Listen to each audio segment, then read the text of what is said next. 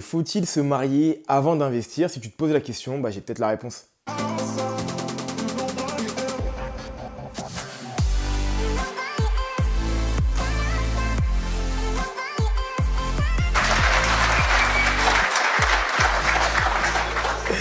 Plus sérieusement, salut à toi ambitieux, salut à toi ambitieuse et bienvenue sur cette chaîne qui t'est dédiée, YBA Courtage. Je me présente, je m'appelle Roméo, je suis courtier en prêt immobilier. J'accompagne les investisseurs dans le cadre d'investissement locatif. Je suis moi-même investisseur, marchand de biens et également courtier comme je viens de te le dire. Le but de cette chaîne, il est simple, c'est donner un coup de pied aux fesses de manière à ce que tu puisses te lancer.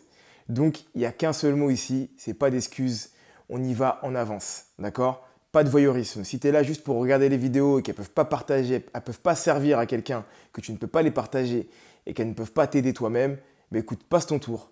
C'est pas grave, il y a plein de chaînes qui peuvent répondre à ce besoin-là, mais sur celle-ci, non. Mais si à l'inverse, tu es là pour passer à l'action, écoute, abonne-toi, coche la cloche de notification afin de connaître toutes les dernières parutions et j'ai envie de te dire, bienvenue dans cette grande famille qui ne cesse de grandir, cette famille d'ambitieux. Ok, aujourd'hui nous allons parler du mariage avant d'investir. Faut-il se marier avant d'investir? Ne faut-il pas se marier avant d'investir, se paxer ou autre?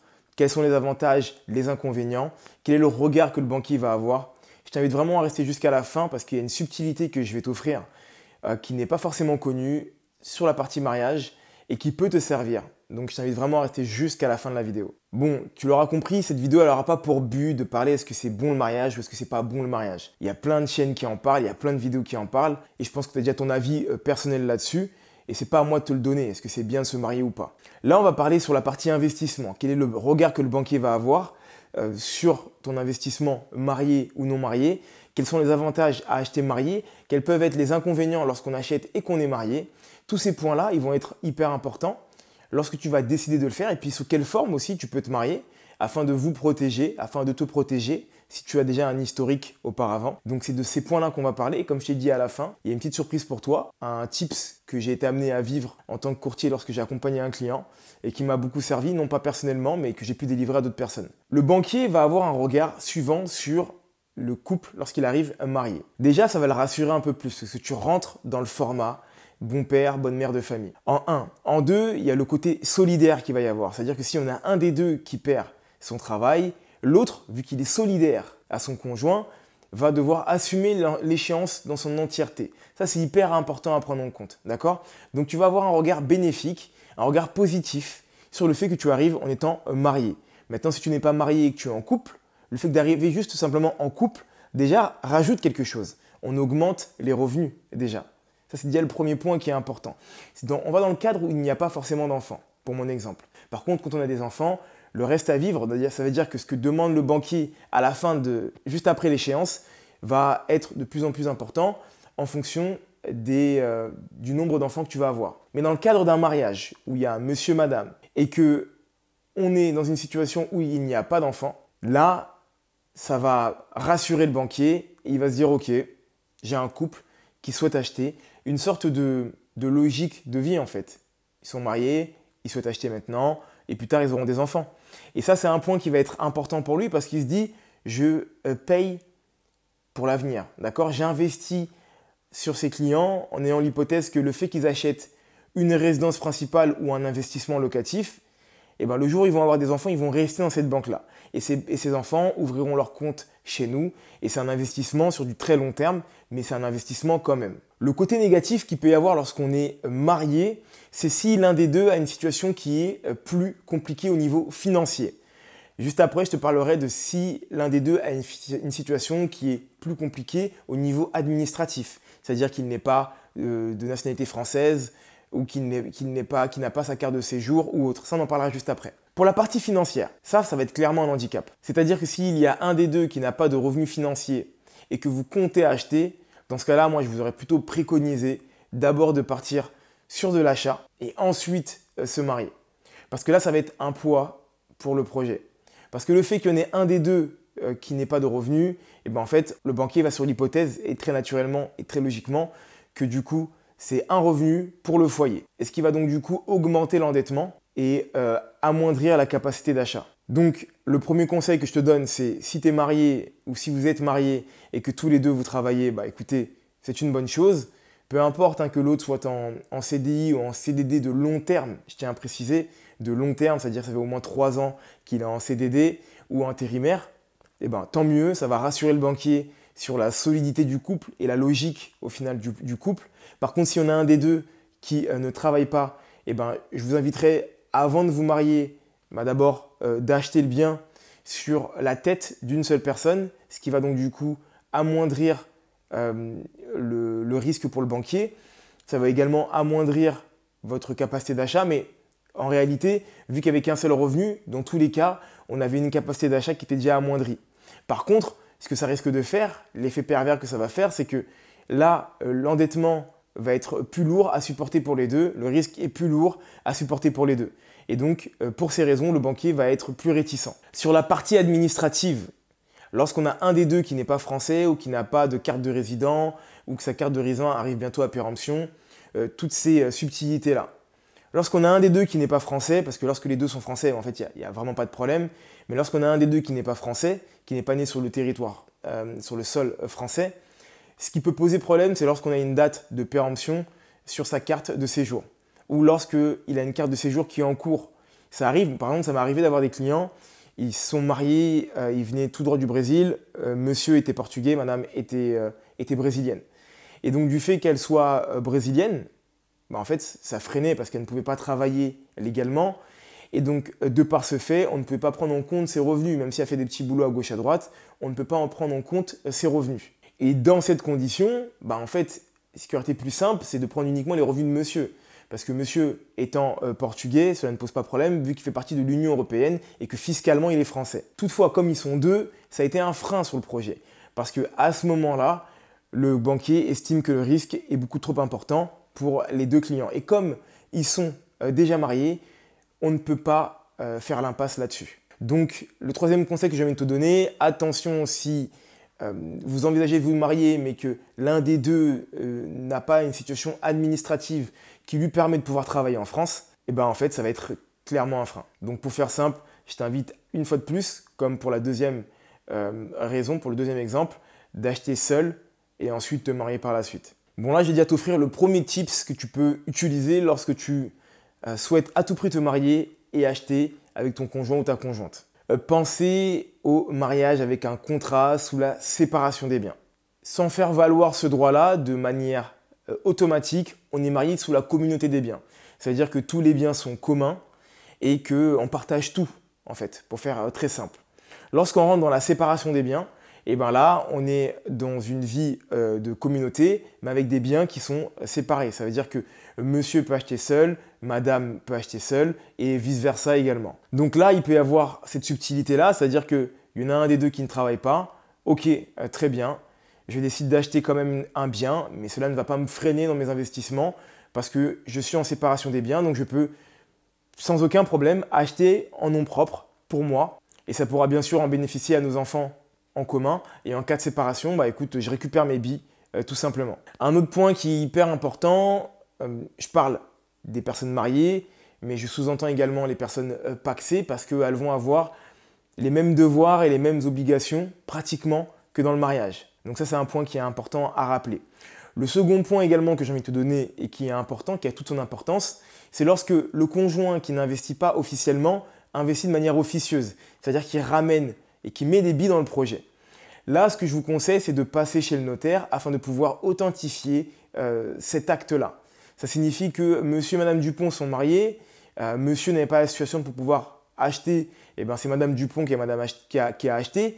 Toutefois, monsieur a quand même mis des billes sur le projet de madame Dupont, qui est officiellement uniquement que son projet, mais officieusement qui est leur projet. Dans ce genre de cas, il faut passer chez le notaire, dire combien de billes il a mis, pour être certain qu'il n'y ait pas de problème demain si toutefois il devait y avoir une séparation, ce qu'on ne souhaite pas à monsieur et madame Dupont, hein, mais s'il devait en avoir une, au moins monsieur Dupont est en capacité de pouvoir justifier l'apport qu'il a ramené dans le projet et récupérer ses billes. Après, sur toute la partie paiement des échéances, dès lors qu'on arrive à justifier que monsieur Dupont ou madame Dupont, pour faire l'inverse de mon exemple, a payé pendant tant d'années la moitié des échéances, une fois de plus, ça aussi c'est quelque chose qui pourra faire valoir si toutefois il y avait une séparation. L'autre partie qu'on va entamer, c'est lorsqu'on veut se marier et qu'on a des enfants, soit du même lit, c'est ce qu'on dit, ou soit d'un autre lit, c'est-à-dire que donc d'une autre union. Là, ça va être déjà un peu plus technique. On va partir sur le cas le plus compliqué à mon sens, c'est lorsqu'on a des enfants d'un autre lit. Là, si on reprend l'exemple de monsieur et madame Dupont, comme je l'ai dit tout à l'heure, elle souhaite acheter et investir. Monsieur Dupont souhaite acheter et investir, mais monsieur Dupont a des enfants d'un autre lit, d'accord? Mais il n'a pas d'enfants avec madame Dupont. Là, le fait de mettre des billes, ça reste un risque pour monsieur Dupont. Pour la simple et bonne raison que le jour où il aura des enfants avec madame Dupont, ou s'il n'en a pas, ben en fait, il va être très compliqué pour la succession concernant ses enfants, qu'ils puissent jouir des fruits du travail de monsieur Dupont, c'est-à-dire le fait qu'il ait mis des billes sur leur projet commun à l'époque. En cas de séparation également, ça risque d'être très compliqué si monsieur Dupont était amené à disparaître, que ses enfants puissent bénéficier du fruit de son travail. Donc dans ce cas-là, moi ce que je dis c'est plutôt d'abord de régulariser la situation de monsieur Dupont, et si vraiment ils veulent à tout prix acheter ensemble, et ben en fait d'attendre que monsieur Dupont ait une situation qui soit bonne afin de pouvoir acheter. Si maintenant il décide malgré tout de pouvoir se lancer, bon, il y a des reconnaissances de dette qui peuvent être faites et qui peuvent être actées chez le notaire, ce qui va pouvoir justifier certains points. Après, là-dessus, bon, je ne sais pas s'il y a de la jurisprudence ou pas, d'ailleurs, dis-le moi si c'est le cas en commentaire. La question peut se poser si demain, monsieur Dupont met 10 000 euros sur un projet qui en vaut 100, d'accord, donc il ramène 10%. Demain, ce projet qui en vaut 100 en vaut 200. Est-ce que les enfants ou est-ce que monsieur Dupont peuvent bénéficier de la plus-value, en fait, ou est-ce qu'ils ramènent juste leur billes? Tu vois, toutes ces questions-là, c'est des questions qui sont pour le coup techniques. Là, ce n'est pas mon métier, c'est un métier d'avocat spécialisé en droit de la famille ou de notaires qui sont spécialisés en droit de la famille qui vont pouvoir vous répondre à ces questions. Et j'ai vraiment pas envie de vous dire de bêtises, en fait, simplement. Il pourra récupérer ses billes, mais est-ce qu'il pourra récupérer l'excédent et le fruit supplémentaire de ces billes-là? Ça, c'est une question à se poser. C'est pour ça que, comme je te le dis, dans ce genre de cas, ce que je conseille, c'est ok, il y a déjà une autre union qui a été faite auparavant, bah, c'est simple, on protège la famille. D'abord, on se met en situation de régularité, c'est le terme que je vais utiliser, et ensuite on achète en commun. Sinon, bah, monsieur Dupont ne met pas de billes, tant pis, madame Dupont elle achète seule, et dès que monsieur Dupont il pourra racheter ses parts, par exemple, ça peut être également une solution. L'autre situation qui me vient tout de suite à l'esprit et qui peut être conflictuelle, c'est lorsque monsieur et madame Dupont vivent ensemble, donc c'est leur résidence principale dans ce cas-là, et que monsieur Dupont décède, c'était lui le propriétaire de ce bien-là, et ce n'est pas madame Dupont. Monsieur Dupont a déjà des enfants, d'accord? Si toutefois ça se passait mal entre les enfants de monsieur Dupont et nouvellement madame Dupont, ces enfants sont en droit de demander un loyer ou de demander à madame Dupont, qui n'est donc pas propriétaire du bien, de sortir du bien parce que c'est eux qui deviennent les nouveaux héritiers de ce bien-là. C'est pour ça qu'il est important dans ce genre de cas de créer des contrats de mariage, d'essayer de protéger un maximum le conjoint survivant, c'est le terme qu'on utilise de mémoire en fiscalité, de manière à ce que celui qui ne possède pas réellement ce bien-là puisse quand même être protégé le jour où le conjoint qui est parti part malheureusement. Donc attention à ce point-là, il est important de bien ficeler cette partie de legs parce qu'elle arrivera forcément.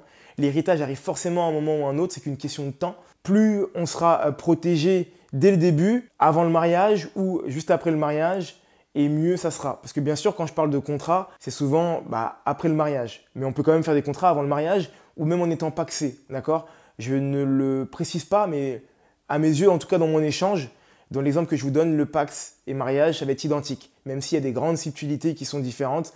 Là, pour le besoin de l'exemple, ça va être totalement identique, d'accord? Le cas un peu plus simple. Monsieur et madame Dupont ont des enfants et ne sont pas encore mariés. Ils décident donc du coup de vouloir acheter ensemble. Là, ça va être beaucoup plus simple. Le cas plus simple, monsieur et madame Dupont ne sont pas mariés mais ont des enfants, donc du coup d'un même lit. Ils décident de vouloir acheter. L'un des deux a une situation qui est plus précoce que l'autre. Ça va être plus simple parce que même demain, en cas de legs, en cas d'héritage, en fait, vu que c'est les mêmes enfants, c'est eux qui bénéficieront quand même du bien ou des biens ou du patrimoine, pour faire simple, du patrimoine par la suite. D'accord? Là où ça peut être embêtant, c'est toujours, une fois de plus, dans l'idée où monsieur Dupont ou madame Dupont, peu importe, celui qui n'est pas réellement propriétaire, n'a pas pu justifier de l'apport en nature ou de l'apport de manière financière qu'il a pu faire. Il y a une nuance qui est hyper importante également en droit de la famille. Bon, une fois de plus, comme je t'ai dit, c'est pas mon métier de base. Toutefois, on appelle les apports en nature lorsqu'il y a un des deux conjoints qui décide de se sacrifier. Donc, ce qu'on appelle un sacrifice, c'est de rester à la maison pour éduquer les enfants, de manière à ce que l'autre conjoint puisse évoluer au niveau professionnel. Donc, c'est un peu ce qu'on peut appeler un apport en nature. Il n'a peut-être pas mis des billes dans le projet, mais il y a ramené quand même son énergie, ce qui a permis au couple de pouvoir s'élever au niveau du patrimoine. Et ça, on a eu des situations de jurisprudence déjà qui l'ont montré, où la personne qui n'a pas ramené des billes a pu quand même bénéficier des fruits à hauteur de combien? Je ne vais pas te donner d'exemple tout de suite, mais voilà, c'est ce qu'on appelle un apport en nature. Bon, on s'est un peu égaré sur la partie fiscalité et droit de la famille. Le regard du banquier, c'est pour ça que je n'ai pas parlé plus que ça, sur toutes ces situations-là, il va être pratiquement identique, d'accord? Le seul point qui peut être très négatif, c'est s'il y a monsieur et madame qui ne peuvent pas acheter ensemble, pléthore d'exemples que je viens de te donner tout à l'heure, et qu'il y a un enfant qui est dans le foyer. Peu importe que l'enfant soit du même lit ou d'un lit séparé, en fait, là, ça va être plus compliqué pour le client parce que le banquier va considérer qu'il a un seul revenu pour 3 personnes dans le foyer. Et donc, du coup, là, ça diminue la capacité et ça augmente le risque très clairement pour le banquier. Dans ce genre de cas, comme je te l'ai dit tout à l'heure, je t'invite vraiment à d'abord régulariser ta situation de manière à ce que vous puissiez acheter en tant que couple si vous voulez à tout prix acheter. Et après, bien sûr, si vous décidez de faire des investissements séparés, vous pouvez les faire. Je précise pour ceux qui n'auraient pas suivi, vous pourrez le faire uniquement sous contrat. À partir du moment où vous êtes marié et qu'il n'y a pas de contrat, ça sera des achats communs à chaque fois. Bon, on vient d'entamer déjà un gros morceau de la vidéo. J'espère que ça te plaît. Si c'est le cas, n'hésite pas à y mettre un like, un pouce vers le haut et des commentaires juste en bas. Il y a également des liens qui te permettent de pouvoir rentrer en contact avec moi et pour ça, c'est hyper simple. Tu cliques en bas, tu programmes un rendez-vous téléphonique et je me fais un plaisir de t'appeler si besoin. Dernier point que je vais aborder avec toi, cette situation hyper atypique que j'ai découvert non pas en cours mais dans la pratique. Preuve une fois de plus que la pratique vaut quand même pas mal de choses. C'est le cas de la vente d'une résidence principale lorsqu'on est marié. Alors il faut savoir que lorsque tu es marié et que tu décides de vendre la résidence principale, même si cette résidence, tu l'as achetée avant le mariage et que tu étais seul à l'avoir achetée, il faut l'accord de l'autre partie, du conjoint, afin de pouvoir vendre la résidence principale. Parce que légalement, le conjoint qui n'est pas propriétaire de ce bien-là, à partir du moment que c'est la résidence principale, et uniquement lorsque c'est la résidence principale, a le droit et doit donner son accord, c'est même pas le droit, doit donner son accord pour la vente. Donc ça, c'est un point qui est hyper important, une situation que j'ai vécue lors d'un acte notarié. Il faut l'accord écrit et qui va être donné et délivré au notaire dans le cadre de la vente de la résidence principale, même si la personne qui donne cet accord n'est pas propriétaire de ce bien-là. Parce qu'on estime, en tout cas le droit français estime que c'est la résidence principale, la résidence du foyer, et il faut donc une bonne raison pour pouvoir la vendre. S'il y avait un désaccord, ce qu'il faut savoir, c'est qu'il faut que la vente soit justifiée dans l'intérêt du foyer, qu'il y ait des enfants, qu'il n'y ait pas d'enfants. À partir du moment qu'on est marié et que c'est la résidence principale, peu importe que ce soit sous la communauté ou à travers un contrat de mariage, hyper important à savoir, il faut l'accord des deux conjoints pour vendre la résidence principale. Mon ambitieux, c'est la fin de cette vidéo, j'espère qu'elle t'aura plu.